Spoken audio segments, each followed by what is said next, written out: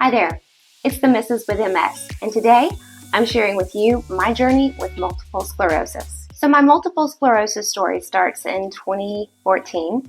I had some mild imbalance that year and went to my well check, and while there, my doctor suggested that I do the take your fingertip, touch your nose with the eyes closed. And that particular day, I was unable to touch my finger to my nose, so she sent me to a neurology appointment. However, it took me several months to finally get that appointment on the books. And then finally, when I did, I made a list of symptoms as I was sitting in the waiting room, ready to go back to see my neurologist. And I come up with 12 things. And I, in the course of about 15 minutes, decided I had a brain tumor and was terrified. And I was so scared that I was almost crying. So go into the appointment. My doctor says to me, "I bet you think you have MS." And I said, "Oh, I would take MS any day over a brain tumor." He assured me he didn't think that it was the case for either one. And so he checked me out. I had some trouble feeling some vibrations in my feet. He felt like it was probably a B12 deficiency and was actually walking out the door. And he said, "Wait a minute, I'm going to send you for an MRI." So I go get that MRI just a day or so later, and fast forward a month.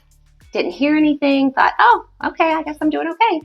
Well, actually got a phone call on October 31st, and it was my neurologist, and he said, "You most definitely have multiple sclerosis. Actually, there's so many lesions and scarring that we can't even count the number." So I got a definitive diagnosis relatively quickly.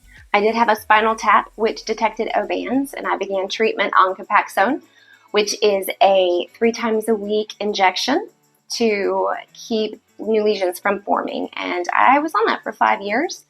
My first few years of MS, I had mild symptoms, some fatigue and some sleep issues, going back to sleep at night. And so I was on medication probably within the first 2 years for symptom management, found great relief with that, and was doing pretty well, although I could sense a slight decline in my physicality.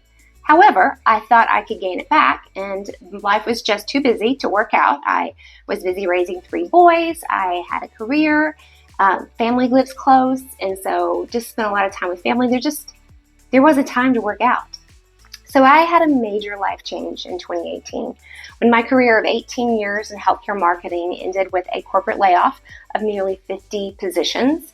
So I decided to refocus on caring for my family and myself at that point in time. So that year, I decided that I was going to start working out, and so happened to find a trainer in my neighborhood who was familiar with neurodegenerative diseases. She is one of my dearest friends and is one reason why I think I'm doing as well as I am. But I discovered that year that I couldn't lift a 2-pound weight over my head.